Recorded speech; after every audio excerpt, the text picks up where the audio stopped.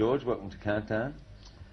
Now listen, I must say I got a little confused because there's so many names come out of England, and when I first heard the record, I thought it might have been Young Guns doing Wham. However, it was Wham doing Young Guns. So can you just tell us how you and Andrew got together?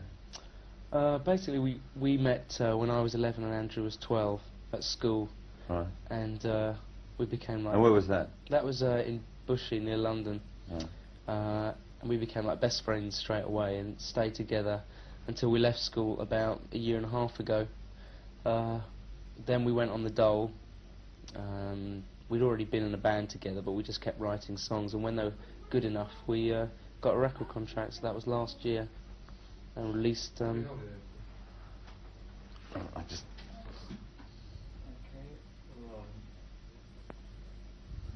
Well, George, welcome to the program.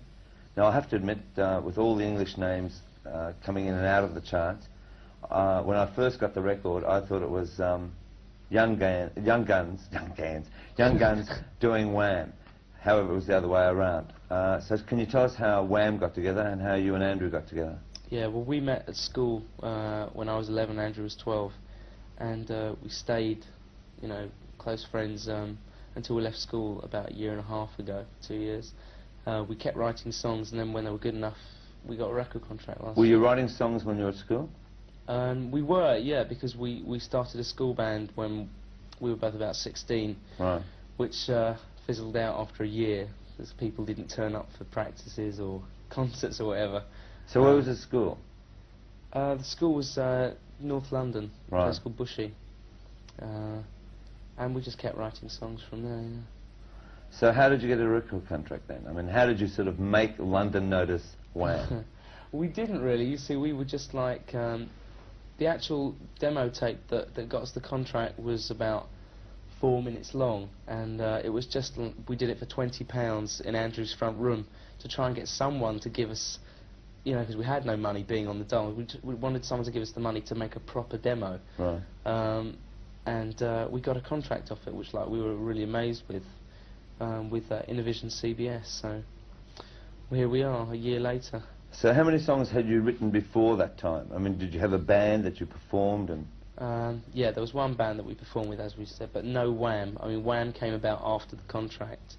So where did the name come from then?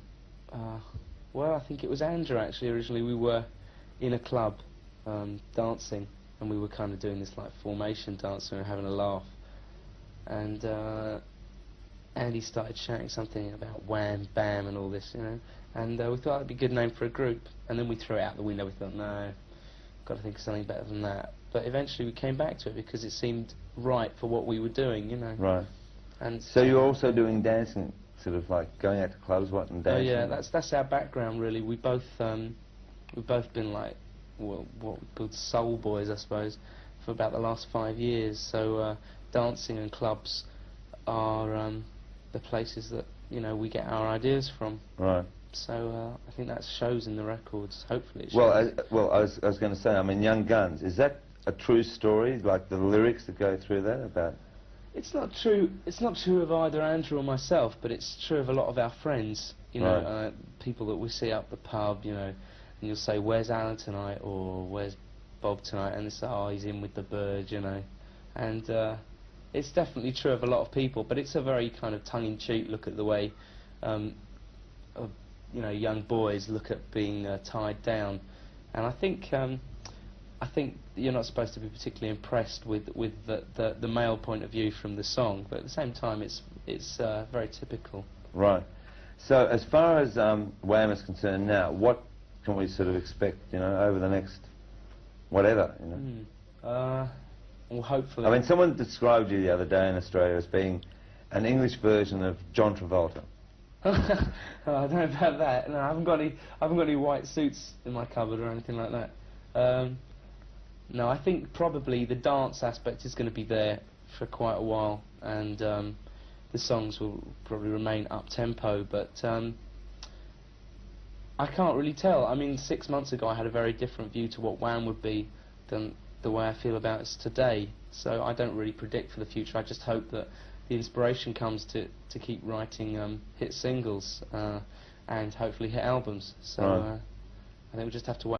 Now the film clip we saw of Young Guns, you say is not totally of what the dance aspect of WHAM is, or the presentation of what you've got. And I can sort of say that a friend of mine, who's an Australian filmmaker who does a lot of films over here, Russell Mulcahy, said that you'd done a much better version on English television. So what is your view on that? Well, there are two sides to that story. One is that initially WHAM is really just Andrew and myself, but for the purpose especially of Young Guns, we thought we would incorporate two girls, one of whom used to be Andrew's girlfriend but is no longer, and another is a professional dancer and singer, to show the song, you know, to show the meaning of the song, get people to listen to the lyric. And we do a full dance routine which actually tells the story within the two couples that sing on the record. We did it on the English Top of the Pops, and like people really loved it. I mean, the video, although it's a good video, it doesn't really show off the dance routine, which. When you talk about the dance routine, is it something you and Andrew have just learned through the clubs? And, I mean, well, we've not going to a choreographer or something like that? No, we didn't go to a choreographer. The four of us made up the dance routine ourselves from club dances that we'd done before. We tended to go out and we'd muck about and make up dances, and people used to watch us then, and they looked like we used to clear floors, as it were. So we thought, well, if people are interested when we're in clubs, then hopefully they'll be interested on the telly, and it worked. So. Well, I sort of perhaps sort of pull back and refer back to a song that Bowie wrote years ago about all the young dudes, and I think that's almost indicative of what English music is now. Yeah. What is your view on that? Well, I like Bowie, but I don't really remember all the young dudes that much. But well, it's about a song about fashion and them going out and sort of having a good time in a club and that. I think England, to be honest with you, since Saturday Night Fever, although it's a poor starting place, but Saturday Night Fever turned a whole generation of 14, 15-year-olds and above onto the idea of, you know, what have we been doing for the last 5 or 6 years, you know, where have we been going? And there wasn't really much to do. You either stayed at home or you went to a concert.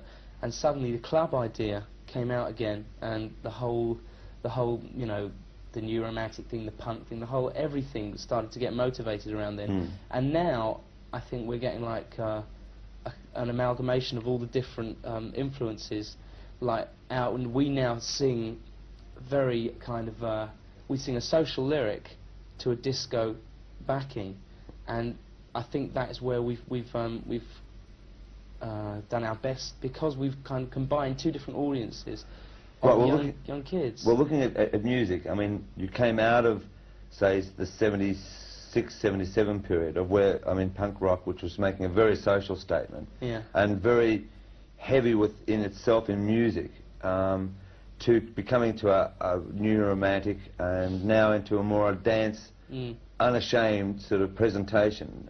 Is that a fair assessment of English music? I think that's very fair, yeah, and there's definitely a large escapist element creeping back into English music now. People aren't afraid to say that they go out and have a good time and don't particularly worry about, you know, social, what other people think of them, or what the rest of the world is doing. I think people are starting to feel that, maybe because there's been some recession and people have less actual freedom to do what they want. I think that people are taking more to dancing and, you know, just going out having a good time on the weekends or whenever, you know. Okay, now we've got WHAM Rap out at the moment, and what's after WHAM Rap?